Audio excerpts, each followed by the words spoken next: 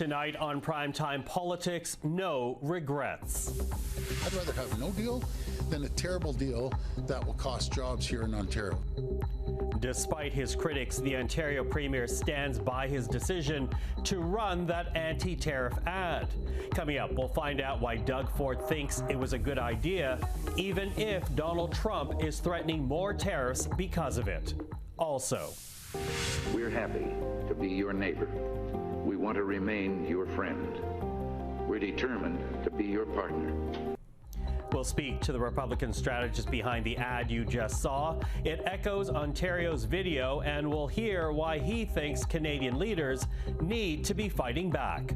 Plus, seeking trade partners outside the United States, we'll look at the strategy behind the Prime Minister's trip this week to Asia. This is Primetime Politics. Hello, everyone. I'm Michael Serapio. The Ontario Premier commented on camera for the first time today, answering questions about that anti-tariff campaign that has raised the ire of the U.S. president. A video ad that uses an old speech from Ronald Reagan speaking out against tariffs that was aired during the American League Championships more than a week ago and the first two games of the World Series this past weekend. Late last week, Donald Trump suspended trade talks over the ad, and on Saturday threatened to raise tariffs on Canadian goods by an additional 10%. But despite the blowback, the Ontario Premier is showing no signs of regret. Take a listen to what we heard from Doug Ford. They were very, very effective. You can take two approaches. You can try to sit down and see what Donald Trump says and see what sort of deal we can get, which was a terrible deal, by the way. Or you can stand up and fight for what we have. Okay, let's talk about what we heard from the Ontario Premier today. Robert Benzie is the Queen's Park Bureau Chief for the Toronto Star. Rob, nice to see you. Thanks for being here. Always a pleasure, Michael. So listen, the Premier, as you know, has taken a lot of heat for running this ad, presumably derailing trade talks with the United States as a result. But from what I'm hearing, Doug Ford seems quite unapologetic, despite being called out by Donald Trump himself. So why does the Premier think this was a worthwhile strategy? I think he's happy that it got the issue of tariffs on Canadian goods back on the agenda in the United States. Today he did a bunch of U.S. television interviews. You and I are talking about it tonight. It literally has been talked about all over the world. Mr. Ford said that there was something like 1 billion impressions of the ad. So he said, yes, they plan to spend $75 million on the ad blitz, but he said the earned media will be worth $400 million. So they're happy. It's put the agenda back on the front burner. Now, the problem, of course, is it's given President Trump, who is unpredictable and mercurial at the best of times, an excuse to cancel the talks and to impose, he says, an additional 10% tariff on Canadian exports to the United States. It's not clear, though, Michael, what that means because a lot of it's just done on social media. It's not it's not done through officials. So we're still trying to figure out the impact, but it's not necessarily good for the Canadian economy. But as Mr. Ford said to us today, look, these talks were not progressing that well. No deal was imminent as far as he could tell. Okay, as far as he could tell, although, to hear it from the Prime Minister's side, from the government team, the federal government team, they said that they are weeks away on steel, aluminum, energy. Is the Premier at all worried about, the impact this is going to have on his relationship with the Prime Minister, which, as we know, has been fairly good, and also his relationship with the other premiers? Because, you take Brad Wall, former Premier of Saskatchewan, he's not happy. The Alberta Premier has expressed concern. Is there any worry on Doug Ford's part with these relationships? He says no. I mean, he's been in constant contact with Prime Minister Carney. He showed the ad to Mr. Carney before we saw it, so which was new information. And not that Mr. Carney has a right of veto over it, but I think as a courtesy, the Premier showed it to the Prime Minister. And Mr. Ford was noting that NDP premiers in British Columbia, David Eby, and in Manitoba, Wab Kinew, are supportive of him and this stance. Yes, Danielle Smith and former Saskatchewan Premier Brad Wall have questioned the wisdom of the ad and are happy that it's no longer on the air. But I think, Michael, that they are, Ford is saying, look, I have to look out for Ontario's interests, and Ontario's interests are the auto business. And he's very concerned that autos just haven't been on the front burner as far as he's concerned. Taking a stand for Ontario business. But I do wonder about an eventual political price, because Doug Ford says, listen, the talks can restart now, but quite frankly, it's not up to him. And if Donald Trump makes good on that threat, as you mentioned, these additional tariffs announced over the weekend, what type of political pitfall does this potentially present for Doug Ford if it actually, at the end of the day, might get people talking but hurt the Ontario economy? I mean, that's the long game. Is if this is directly responsible for hurting the Ontario economy, then yes, he would pay some political price. But I'm not sure most Ontarians believe that that's the case. I think this is one of these situations, Michael, that's actually good for good for Mark Carney, in that it shows Canadians, no wonder we don't have a deal. Look who we're dealing with. We're dealing with someone so petulant that a 60-second ad featuring a 38-year-old speech of Ronald Reagan talking about tariffs being bad derails talks. That tells you that no wonder Carney can't get a deal. It's hard to deal with Trump. It also helps Doug Ford domestically, I think, because a lot of people are privately saying, look, this ad was effective. It got noticed, and they don't mind sticking a thumb in Donald Trump's eye. It's short-term gain for long-term pain, but I think the fact that this ad resonated with the president of the United States in such a way tells you that it speaks to some fears that Trump himself may have about this Supreme Court ruling that we're Supreme Court hearing in the United States that we're expecting next month. There's a vote in the Senate coming up that there are some Republican senators who privately don't like tariffs on Canada. So far, only I think Ron Paul in Kentucky is the one Republican who's breaking ranks, talking about how bad this is. But I think there are others behind the scenes, and I think that's something that Trump is a bit leery of and wary of. And you almost underline the fact that there seems to be almost this good cop, bad cop relationship between Mark Carney and Doug Ford, which might help politically keep Canadians on track with the United States as a partner we need to move away from. Well, do you agree with that? Yeah, I think, and they are close as I can remember any Ontario premier being with any prime minister. And considering Carney is a liberal and Ford is a progressive conservative, is remarkable. We know that Carney has been to Ford's home at least 4 times here in Toronto. He stayed overnight at his cottage in Muskoka before the first minister's meeting at Deerhurst in the summer. And before Carney was even sworn in as prime minister, he flew to Toronto to meet with Ford. They had breakfast at Wally's Grill in Rexdale. And I think because a lot of their interests are aligned. Ontario is the economic engine of the country. 40% of the economy is generated in this province. And I think Carney understands that Ford is politically popular right now, so it's not bad for him to be associated with them. I think this is a headache probably that Carney could have done without, but at the end of the day, I'm not sure this changes the dynamic that radically, because it's not like I never believed that a deal was that imminent. I know what the prime minister said, saying that things were moving in a good direction, and that's fine, but the proof is in the pudding. They've been in talks for weeks and weeks and weeks, and we haven't seen very much progress. We have seen concessions by Canada, getting rid of the digital service tax and things like that. So I think I'm not sure that this is, at the end of the day, is going to change things that radically. Donald Trump is the only certainty about Donald Trump, Michael, is uncertainty. He's an unpredictable guy. He likes to be unpredictable, and it's a chaos theory, I guess. Yeah, absolutely. Listen, Rob, always appreciate the time. Thank you for this. Great to see you, Michael. Cheers. Thank you. Bye-bye.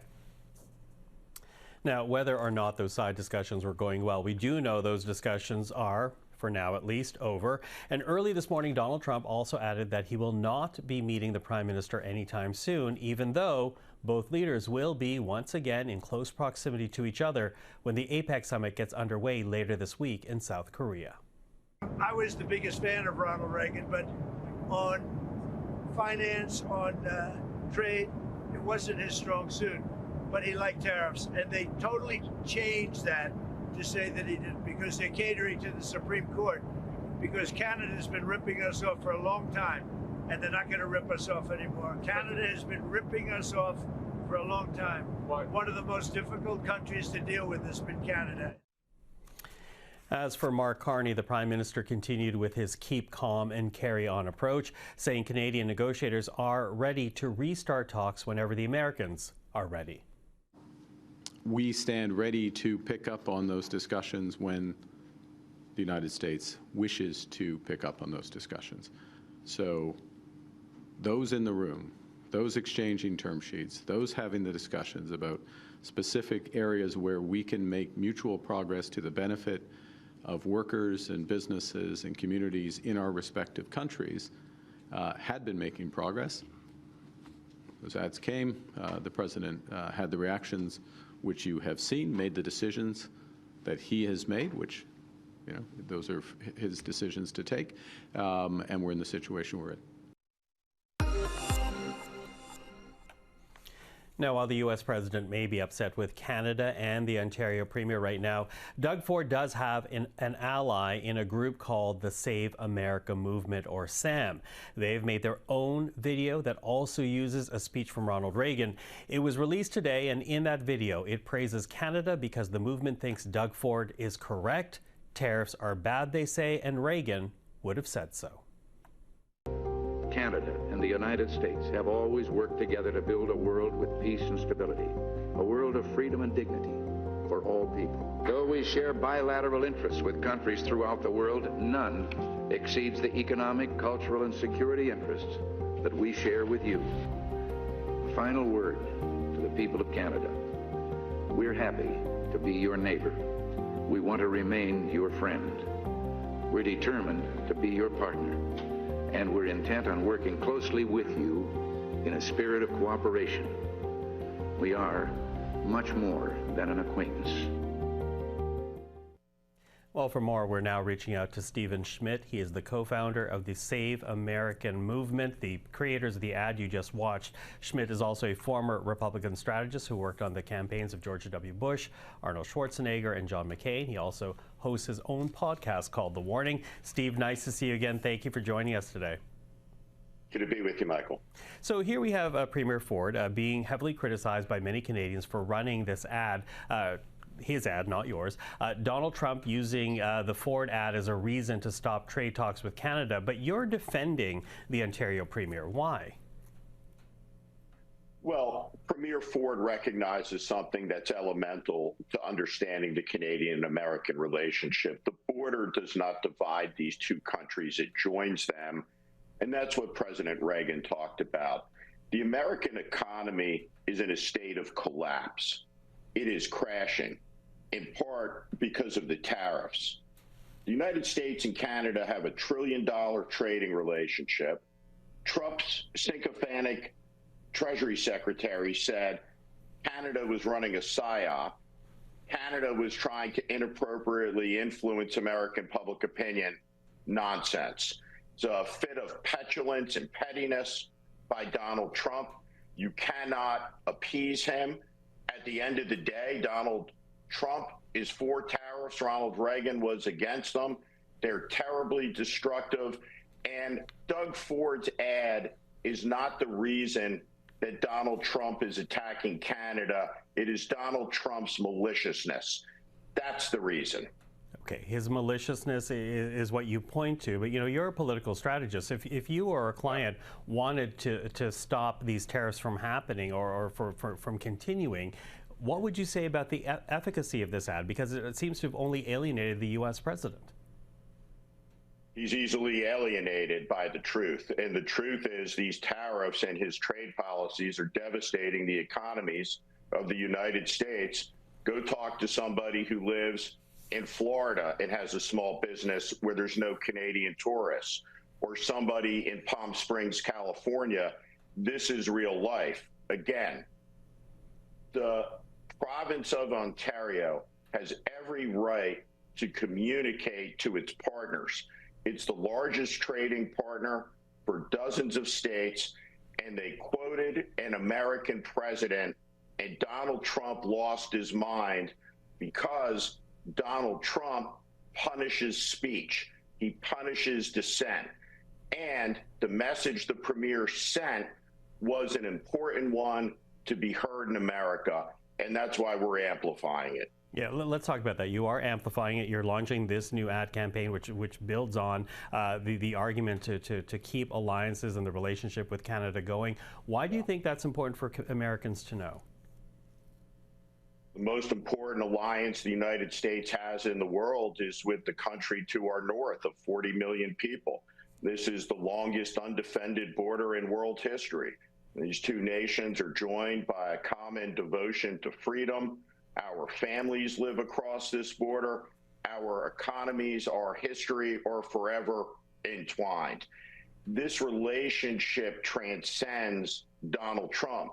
And we're going to take the Doug Ford ad and we're going to replay that ad exactly, except for we're going to put graphics over it that show the devastation to ordinary Americans of the Trump economy.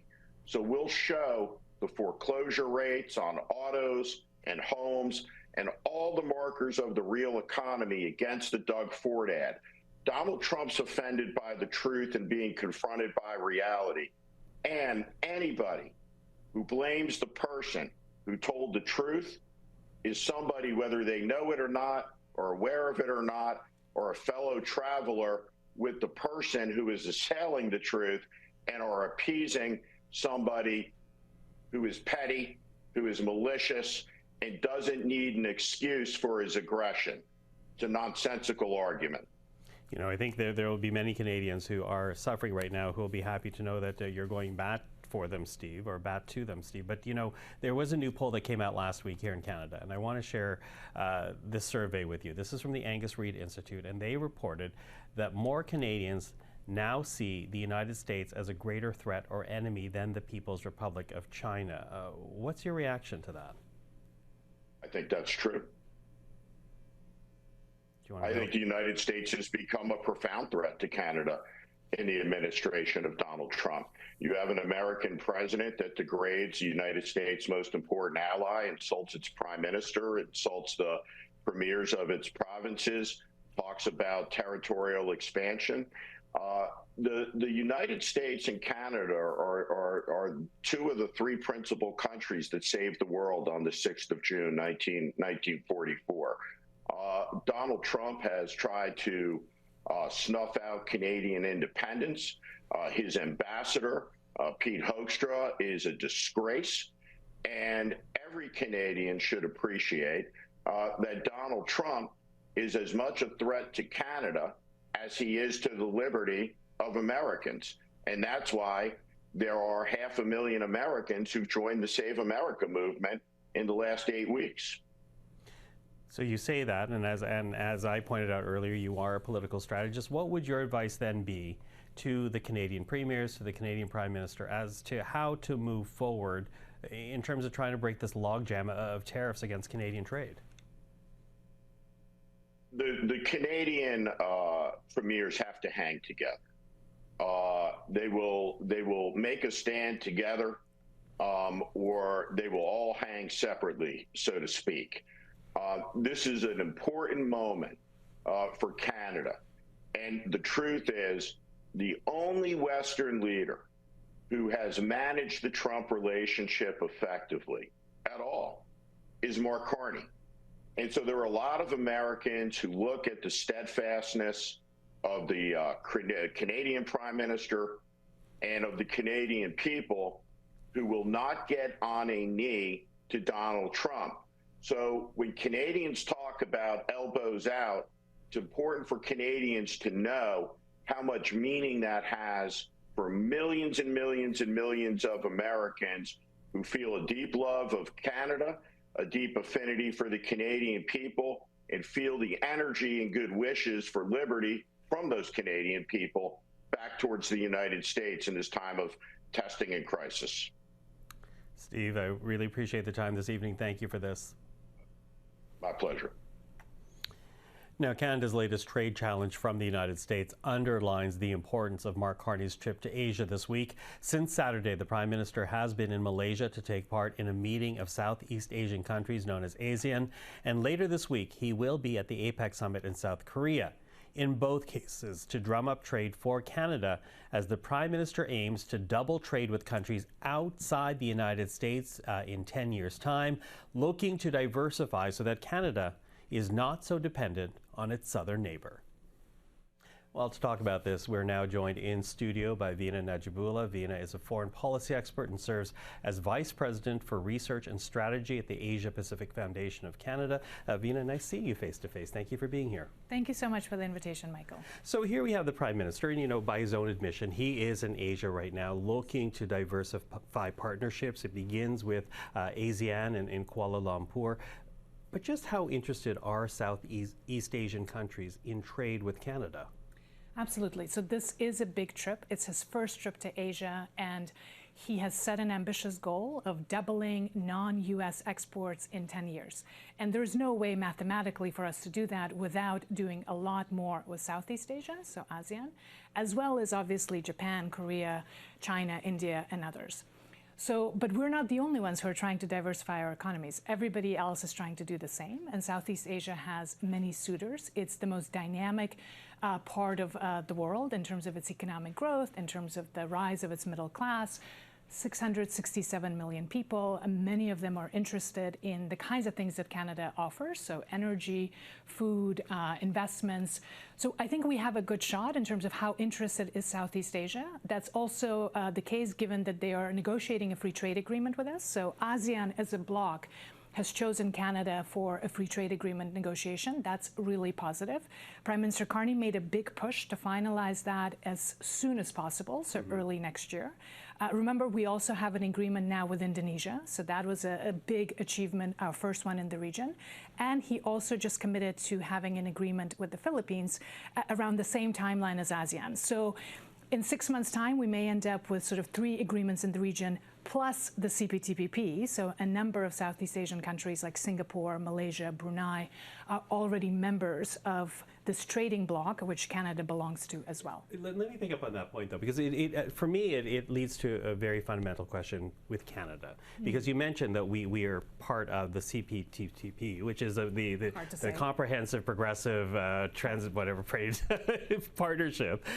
But we have been since, what, 2018, and yet here we still have the United States as our #1 trading partner. Yes. How do you ensure that all this positive talk, all these agreements signed, actually translate into trade and investment? No, that's a fantastic question, and you're absolutely right. Just having the trade agreement isn't going to actually translate into trade. Governments sign trade agreements, but it's businesses that need to actually make the deals and need to engage in commerce. So we have to understand clearly what trade agreements are about. They are opening doors, but we still need businesses to walk through those doors, and we need a lot of enabling infrastructure.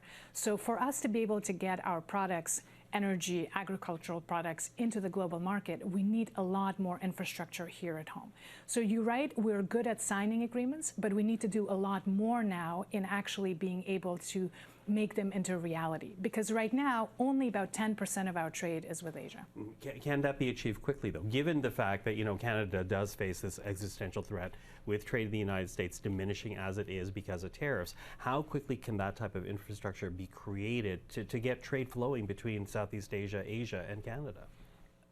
Short answer is no. Of course, quickly is not going to happen. That's why I think the target is 10 years. But we have to start somewhere, and we have to really invest in that today. So there are some things that we can do immediately. Already with LNG Canada coming online, for instance, out of British Columbia, we are for the first time selling Canadian LNG in Asian markets. There's a ton of interest in doing more. Phase 2 of LNG Canada needs to be financed. So Prime Minister Carney was meeting in Malaysia with Petronas, the company out of Malaysia that is an investor in LNG Canada, and those discussions are relevant. Same thing with Singapore. Prime Minister is going there now. That's a big discussion point, is going to be investment into Canada. And again, he's put a number on it, $500 billion, which is not a small number, obviously. But we need to start somewhere. It would have been good to start this 30 years ago. We've been in conversation about diversification for that long. But now it seems like the urgency is there, the opportunities are there, but we do have to be realistic. The goal is doubling non-U.S. trade, right? So maybe getting the U.S. dependence to about 50% rather than 76%. Okay, so taking everything that you have said, first point, I believe that you're enthusiastic about this. Second point, though, the ball's in Canada's court. It seems to be what you're saying. Yes. So I am enthusiastic in that for the first time there is a genuine crisis. There is an opportunity in this crisis for us to finally get serious about diversifying our partnerships, but to recognize that it's not just about agreements, it's not just about meetings, it's actually having the domestic infrastructure and competitiveness on the part of our companies to be able to truly go global. And one piece of that, Michael, is we need to have Asia competence. I mean, we do surveys at the Asia Pacific Foundation where we see that most Canadians have very little understanding of Asia, right? I mean, 90% report of last week. Exactly, 90% know very little about Malaysia or Singapore. So in addition to having government involvement, we also need a whole of society effort and a change in our mindset. We've been so US and Europe focused for reasons of geography, of history, and that's completely understandable. But now our economic prosperity is going to be tied to how well we perform in the Indo-Pacific, which is the most dynamic economic region of the world. Fastest growing, that's where innovation is happening, that's where a lot of the things that Canada produces are actually needed, right? So in terms of complementarities of the economies, Asia offers us a lot more. Okay, well, we keep a very close eye on what's happening in Southeast Asia, and then later in the week there will be the APEC summit. Yes. So you know we're going to bug you about that. And China meeting, of course. Huge China meeting, which we'll talk about later this week. But for now, Vina, thank you for the time. Thank you, my pleasure. And a closing note before we leave you tonight. As we shared off top, the Ontario Premier remains unapologetic about that ad campaign that his government ran in the United States, an ad campaign that has led to the suspension in trade talks between Ottawa and the White House, and also has Donald Trump threatening more tariffs. Now, despite that threat, Doug Ford will be talking to several U.S. news outlets tonight, among them ABC News, an outlet that has already released an excerpt of their interview. Take a listen to what you can expect for this evening. I don't want to fight. I want to get to the table and start making a deal. I want the Prime Minister to get to the table and start making a deal on all those sectors to make both countries a lot stronger. President Reagan was the greatest president ever. He has said it over and over and over again. Protectionism does not work. President Reagan is bang on. We've created more jobs once we created the Canada-U.S. free trade deal back with Prime Minister Brian Mulroney than ever in the history of the U.S. All these tariffs are hurting Americans. And of course, we will continue to cover the story for you right here on CPAC. But for now, that is our Monday program. I'm Michael Serapio. For everyone here at CPAC, thank you for watching. Primetime Politics is back tomorrow evening. Until then, take care.